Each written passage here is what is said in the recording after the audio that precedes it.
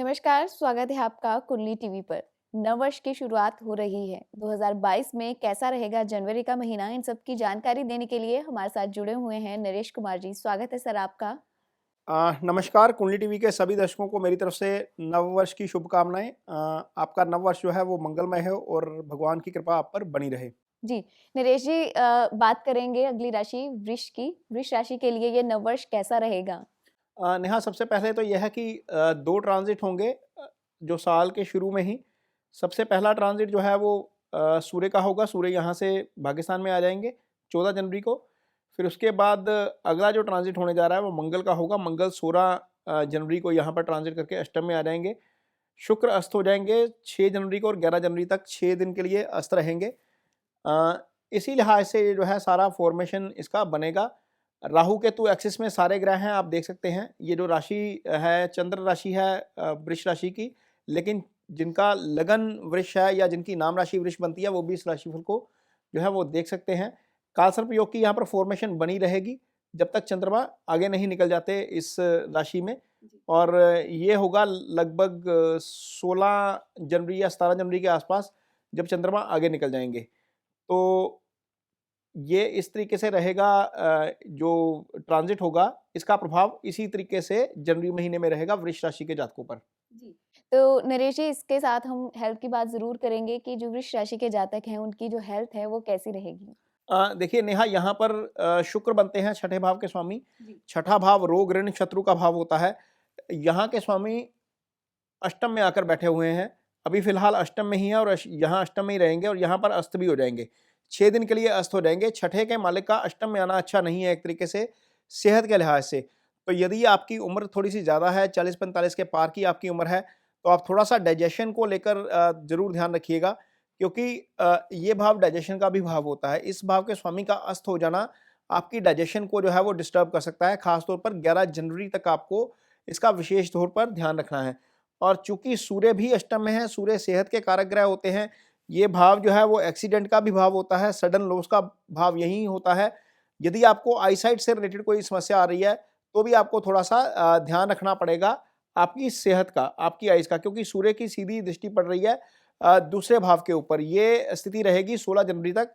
तो मोटे तौर पर यदि हम कुल मिलाकर चलते हैं तो नेहा साल के नए साल के पहले 15 दिन वृष राशि के जातकों को हेल्थ के लिहाज से बहुत सतर्क रहना पड़ेगा, क्योंकि इस बार कुछ ठंड भी एडवांस पड़ रही है और स्थितियां ऐसी हैं कि लोगों की हेल्थ वैसे भी डिस्टर्ब हो रही है। और यहाँ जब ये स्थिति चार्ट में भी आ जाती है तो थोड़ी सी दिक्कत ज़्यादा बढ़ सकती है। तो अपनी सेहत का ज़रूर ध्यान रखिएगा, खासतौर पर पहले 16 दिन।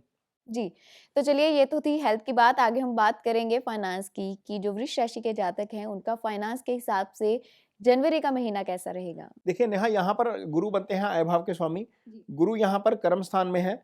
इनकी सीधी दृष्टि पड़ रही है, एक तो छठे भाव के ऊपर, एक पड़ रही है धन भाव के ऊपर। तो धन के लिहाज से तो स्थिति जो है वो बहुत ज़्यादा अच्छी है, कोई दिक्कत वाली बात नहीं है, क्योंकि ये नेहा कुंडली में कर्म स्थान होता है और ये भाव कर्म भाव का ट्रायंगल होता है।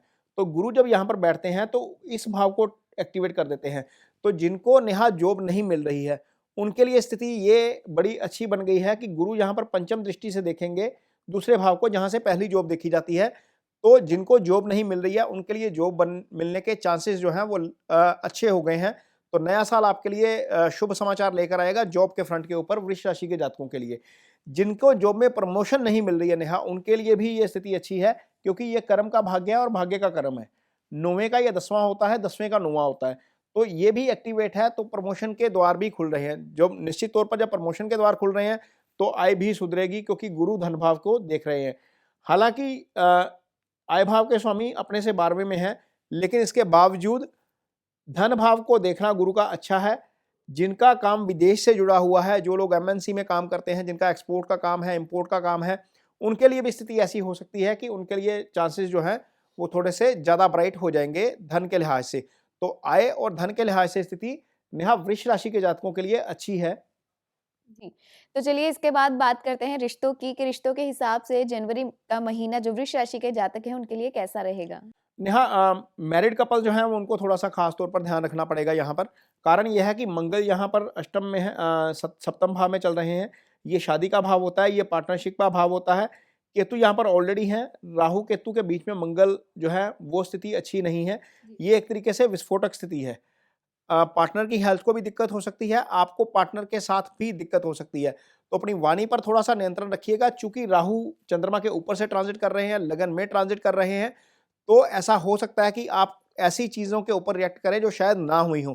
मेरे कहने का मतलब है कि असम्पशन के ऊपर रिएक्शन हो सकता है, काल्पनिक चीज़ों के ऊपर आप प्रतिक्रिया दे सकते हैं जो मामला बिगाड़ सकती है। तो किसी भी चीज़ के ऊपर रिएक्ट करने से पहले थोड़ा-सा सोचिएगा कि ये चीज़ हुई भी है या नहीं। कई बार नेहा ऐसा होता है कि हम खुद ही कल्पना करते हैं कि फलाने ने ये बात कही होगी और उसके ऊपर खुद ही प्रतिक्रिया दे देते हैं। तो ये काम नहीं करना, क्योंकि मंगल आपको उकसाएगा और केतु आपको उकसाएगा सामने रिएक्ट करने के लिए। तो यदि आप इस चीज़ से बच जाएँगे तो चीज़ें ठीक रहेंगी, नहीं तो यहाँ पर डिस्टर्बेंस हो सकती है। नेहा, जहाँ तक सिंगल्स की बात है, तो यहाँ पर पंचम का स्वामी जाकर 9वें स्थान में बैठ गया भाग्यस्थान में। भाग्यस्थान एक अच्छा भाव है, यहाँ पर ग्रहों की स्थिति अच्छी होती है, तो ऐसा हो सकता है कि आपके लिए रिश्ते के जो है वो नए दरवाजे खुल जाएँ। हालाँकि मंगल यहाँ से 16 तारीख को निकल जाएँगे, लेकिन इसके बावजूद पंचम एक्टिवेट हो रहा है, राहु भी पंचम को देख रहे हैं, बुध यहाँ पर भाग्यस्थान में है। बुध थोड़ी अगले महीने यहाँ से आगे भी निकल जाएँगे, लेकिन इसके बावजूद जब बुध गुरु के साथ आ जाएँगे, तो आपके लिए रिश्ते के दरवाजे खुल जाएँगे। जो सिंगल्स हैं, उनके लिए जनवरी 2022 जो है वृष राशि के जातकों के लिए एक नया पार्टनर निश्चित तौर पर लेकर आ सकता है लाइफ में। जी, यानी कि कह सकते हैं कि रिश्तों के लिहाज से वृष राशि के लिए ये समय अच्छा रहेगा। बिल्कुल, सिंगल्स के लिए ज़्यादा अच्छा है, मैरिड को थोड़ा-सा ध्यान रखना पड़ेगा क्योंकि यहाँ पर स्थिति अच्छी नहीं है। जी, तो चलिए इसी के साथ जानते हैं उपायों के बारे में कि वृष राशि के जातक जनवरी महीने में क्या उपाय कर सकते हैं? देखिए नेहा, वृष राशि के लिए शुक्र जो है वो बनते हैं इसके राशि के स्वामी। सबसे पहली बात तो राशि का स्वामी मजबूत होना बड़ा ज़रूरी है, क्योंकि आपका फाइनेंस, आपकी हेल्थ, आपकी वेल्थ, आपका मेंटल स्टेटस सारा आपके लगन से आता है। यदि आपका चंद्रमा और आपका लगन मजबूत है तो आप बहुत सारी चीज़ें वैसे ही कर जाते हैं। तो शुक्र की जिनकी राशि है वृष राशि, जिनकी राशि का स्वामी शुक्र है, उनको नए साल के दिन यदि आप गौशाला में जाकर गौ माता की सेवा करते हैं, उनको चारा डालते हैं, उनको आटे का पेड़ा डालते हैं, तो आपके लिए ये अच्छी स्थिति है। जो मैरिड हैं, ख़ास तौर पर जो मेल्स हैं, वो अपनी वाइफ़ के लिए एक आधा गिफ्ट ज़रूर लेके जाएँ, क्योंकि ये स्थिति जो है, वाइफ़ जो होती है नेहा जो होती है वो शुक्र का कारक होती है। मैरिड लोगों के लिए शुक्र का कारक होती है। तो जितना आपकी वाइफ़ आपसे खुश रहेगी, उतना जो है वो आपका शुक्र अच्छा होगा और उतना ही आपका सोशल स्टेटस, फाइनेंशियल स्टेटस और आपकी हेल्थ अच्छी रहेगी। तो कोशिश करिए, यदि आप मैरिड हैं, तो एक सरप्राइज़ गिफ्ट दीजिए नए साल के दिन अपनी वाइफ़ को, तो उससे जो है वो आपका जो स्थिति है काफ़ी अच्छी रहेगी।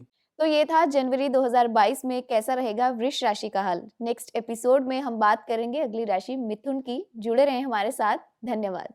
नमस्कार।